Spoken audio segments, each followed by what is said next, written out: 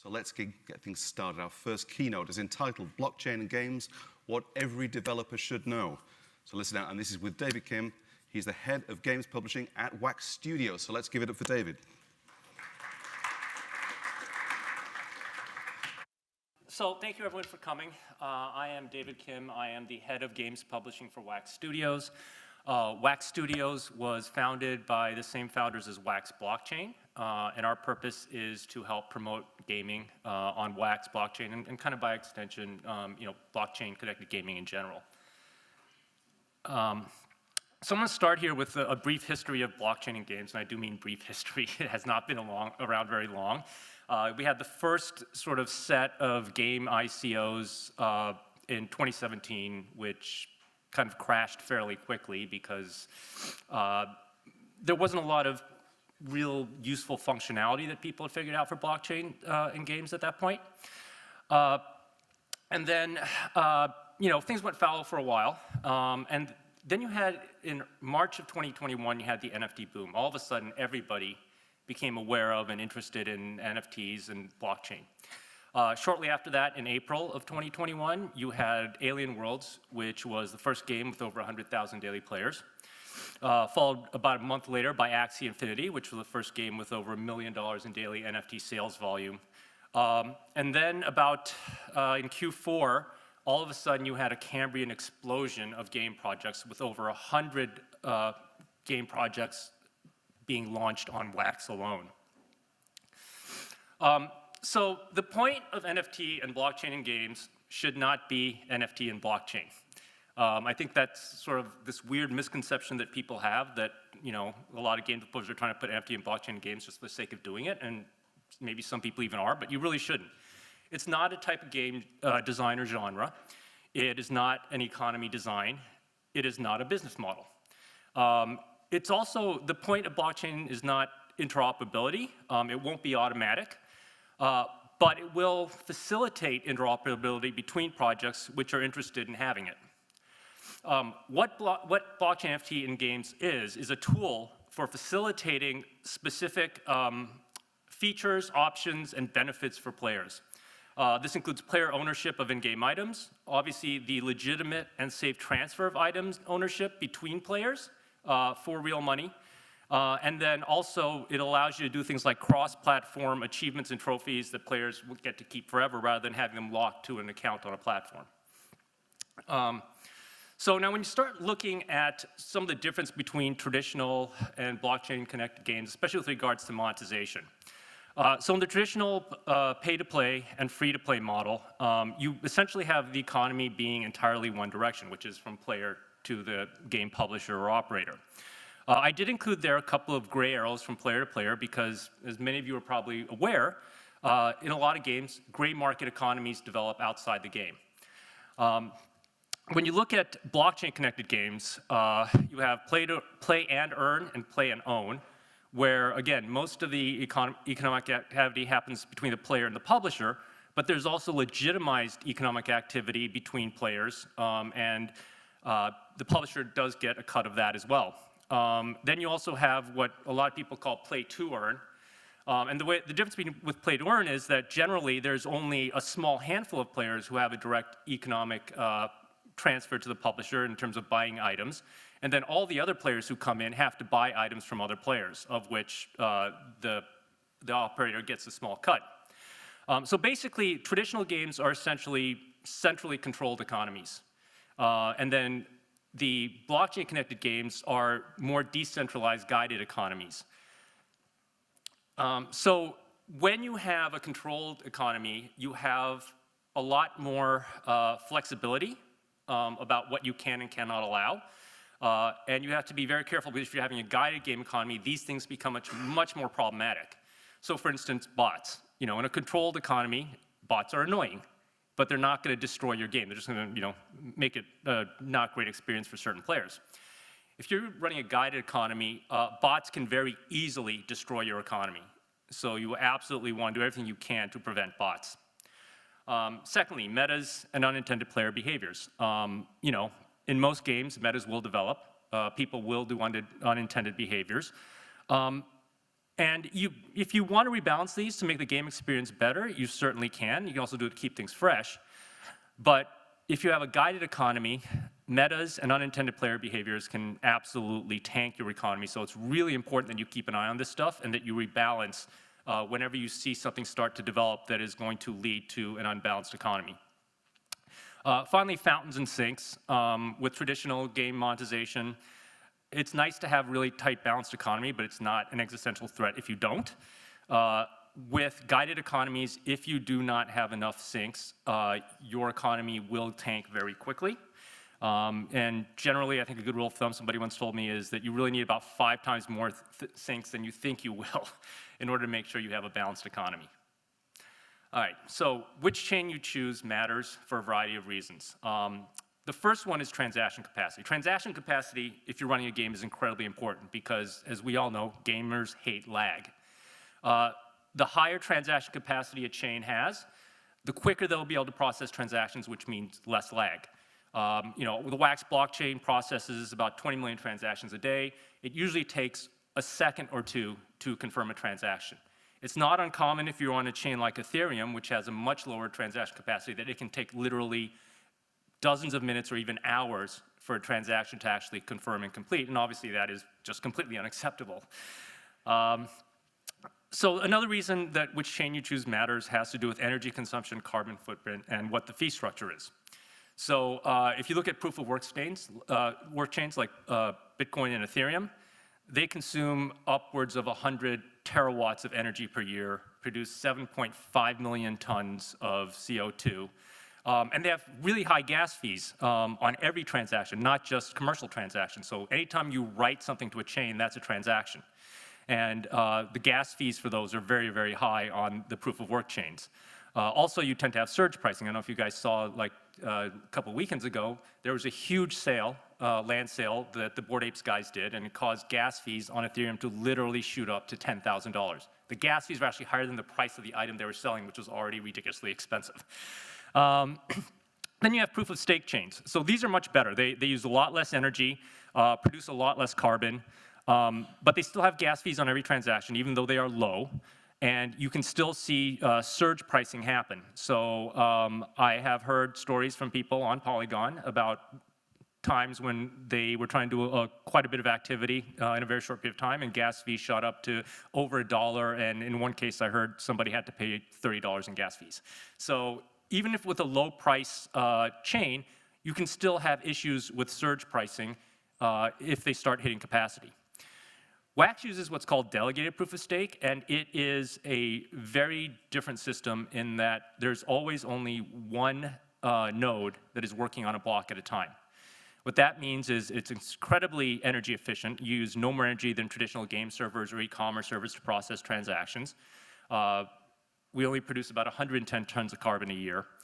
And it also allows us to have a flat fee structure, which is a percentage of the sales price only. There's no transaction fees if you're doing a non-commercial transaction or writing non-commercial data to the blockchain. There's only a 2% fee whenever somebody sells something on a secondary market. And that also means that you can sell an item at any price and still be positive on the transaction. So with regards to energy and then the environment, this is probably the biggest sort of misconception that most people have. It's the biggest criticism that most people have about blockchain.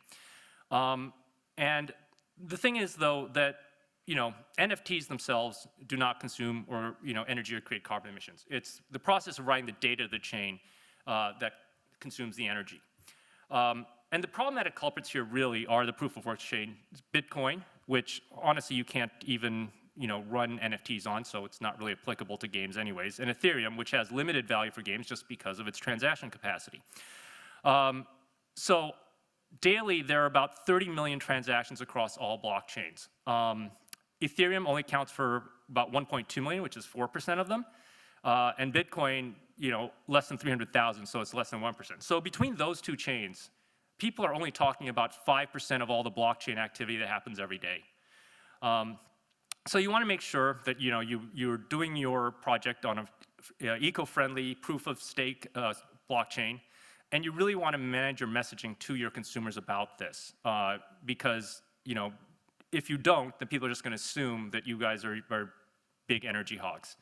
And be ready to really counter negative misinformation, which you're going to get in social media, which you almost always will when you announce that you're working on blockchain. And you have to do it aggressively in terms of responding to all that kind of misinformation. All right, so game NFTs versus art NFTs. The Bored Ape is not the be-all and end-all of NFTs. That's what people think of when they usually think of NFTs, but that's basically sort of saying that the only use of paper is for art. There's a lot more uses that NFTs have, which are a lot more interesting, in my opinion, than digital art. So what NFTs can be used for, especially with regards to games, is that is a transferable, secure digital key which provides access to either full digital games or game items. And the art itself is just simply packaging. It's not actually something that goes into the game in and of itself. So it's really important that when you're running a blockchain game that you clearly communicate to your players and consumers exactly what the NFT is and what it is used for and how it functions in your game. Otherwise, people are just going to say, well, you're just selling me art. All right, and that's the other criticism that people have of blockchain and NFTs is generally scams, right? You know, they think either there's a line of thinking out there that all blockchain is a scam, which of course it is not. And then other people think that it's primarily used for scams. Now, technology in and of itself is not a scam, and because a technology gets used for scams doesn't make the whole technology a scam. You know, if that was the case, then Nigerian princes would have invalidated the internet long ago. But there are scams on blockchains right now, and there's two in particular. One is the rug pull, which is an intentional scam. Somebody sells something, promises to deliver either goods or services to the people who purchase it, and then just kind of disappear with their money. There also tend to be what I call unintentional scams, and it's the same kind of problem you have with crowdfunding, which is that a project is completely intending on delivering everything they say they're going to deliver, except they're not aware of what it takes to actually deliver it, and they end up being unable to. So if you're going to run a blockchain project, it's important that before you start doing your sales, you really do due diligence on your own team and your project to make sure that you are not potentially going to fall into a potential crowdfunding trap. It's also important nowadays to provide as much information as you can regarding the project and your team. The days of being able to do an anonymous project and raise lots of money off of it are now gone. People have come to realize that, you know, as much as that was sort of cool, it is not a good way to actually, you know, make your decision about what to purchase. And the other thing is you have to be aware of scams that will target your project because it will happen. You know, obviously these are digital assets that have a lot of value, and there's a lot of phishing and social engineering attacks that you will come under if you are operating a blockchain project. At the end, you know, building trust with your community is absolutely key to a successful project. Player legal rights. So, you know, as most of you are aware, current game EULAs in terms of services generally don't give you ownership over much of anything. You know, you essentially have the right to play the game, but you don't own anything in it. With NFTs and you know, giving people true ownership of in-game digital items, it's going to give them more legal rights. But it does not give them all the legal rights to a digital item. I think this is a misconception that a lot of people have. That image on the left there, that was part of the terms of service that Ubisoft had for when they did their NFT drop. Now the thing is, people were looking at this and going, well, this means you don't own anything. But that's not the case. In fact, those rights are basically no different from the restrictions that consumers have when you purchase a physical item. So it's really important that you clearly explain to people in layman's terms what rights they are and are not getting and how it relates to things that they're already familiar with. Otherwise, they will get very confused and they will read, you know, various terms of service and then all of a sudden think, you're trying to rip me off because you're not giving me ownership of anything. All right, and finally, before I go to my last point, I do have to give a legal disclaimer. The information contained in this presentation is provided for informational purposes only and should not be construed as legal or financial advice on any subject matter. You should not act or refrain from acting on the basis of any content included in this presentation without seeking legal, financial, or other professional advice. The contents of this presentation are general information only and may not reflect current legal developments or address your situation. What if you've already bought a lot of stuff in the first 5 slides? Well, as I said, it applies to the whole presentation. So, yeah. So, the big question, I think, which most gamers have, what problem does this solve? Why do you need this? Why can't you just provide these benefits and options and services without blockchain? Well, first of all, gamers would really like to be able to sell their digital games and in-game items to other players for real money. How do we know this? Well, because every MMO that's ever been out there, any game that has offered skins to people, gray markets develop, even when developers go out of their way to try and prevent them. Fortnite, you can't trade in-game items with other players. The reason they did that was because they didn't want to deal with the hassle of having people call up their CS team when they get ripped off in a gray market transaction.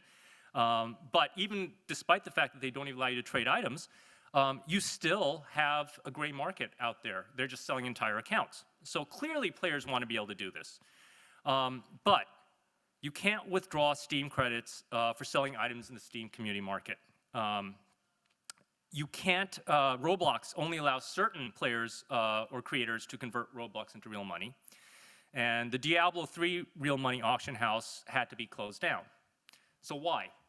It comes down to 3 acronyms. MTL, which stands for Money Transmitter License, KYC, which is Know Your Customer, and AML, which is Anti-Money Laundering.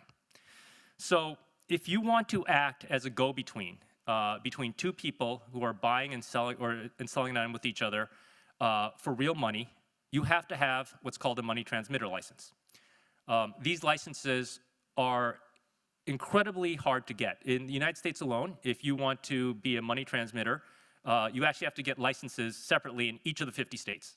That is a process that takes most companies who try and undertake it over 2 years. That's a lot of legal fees as well as accountants and God knows what else staff you're going to need to do that. Right, but let's say you go through that and you've gotten your money transmitter. Well, now you have to go through Know Your Customer, which means you have to collect a lot of personal data, which is a lot more than most companies are comfortable, and certainly most game companies are comfortable collecting. Includes things such as IDs and social security numbers and all kinds of very, very sensitive data. Now, once you've done that, then you still have to continue to monitor all the economic activity and transactions are happening and report anything that seems suspicious to the legal authorities. So that means you have to have a complete infrastructure for monitoring all these transactions, sending out, contacting the authorities. And by the way, from people who actually do this, I hear that the cases where you have to contact authorities are actually quite numerous. So it's a lot of work. It's a lot of infrastructure you have to build. And it doesn't make a lot of sense for a game operator to do this. It is just not in their core function. It's just too expensive. So the solution is decentralized blockchains and NFTs, which enable game operators to allow the sale and secure transfer of in-game digital items for something that can ultimately be converted into real money directly between players without having to be the middleman in the transaction or being dependent on a monopolistic middleman. So if you, for instance, if you had a non-blockchain solution, you could have one where somebody runs a centralized server that the games connect to, and they have all those licenses, but that means now they also have all the power, right? You are at their mercy. Blockchains allow people to choose from a variety of marketplaces and options, which means there's price competition on what the fees those marketplaces will charge. So that is sort of my presentation. I got a minute here if anybody has a question. Microphone right here. Any questions? Grab the mic. Go for it. What's next? So that's an interesting question. I think one of the things that's next is the evolution of the games that are actually utilizing blockchain, right? So to date, we've seen a lot of very simple, what I generally refer to as mining and farming games that are very focused on P2E, players playing to earn. I think that's kind of akin to sort of the early days of Facebook and free-to-play games, where people built these very simple games because, you know, it's like, what can you build in 4 months? But we're already seeing signs that players are learning how to exploit those games very quickly, and that those types of games are probably not sustainable long term. What we think will happen is that blockchain and blockchain-connected games or blockchain-connected features are actually going to become common in many games, similar to the way microtransactions have become common in most games. It'll just be another layer of monetization that games can incorporate. So what were some of the bad actor actions that, you know, solid examples of what could tank your economy that you were talking about? So, what can happen is, for instance, botting, right? If you don't have some kind of system in place that makes botting your game really hard, you know, and that means it needs to be skill-based play where it's hard to write an AI that can do it successfully, or there needs to be a cost barrier to entry, right? Like a price of entry. And you're in the game giving away things that potentially have value. So, you know, in-game items that can be sold on secondary marketplaces or in-game currency that can be withdrawn from the game. People will just create just tons of accounts and just mine your game to death. And that's why you want to avoid that kind of situation with bots.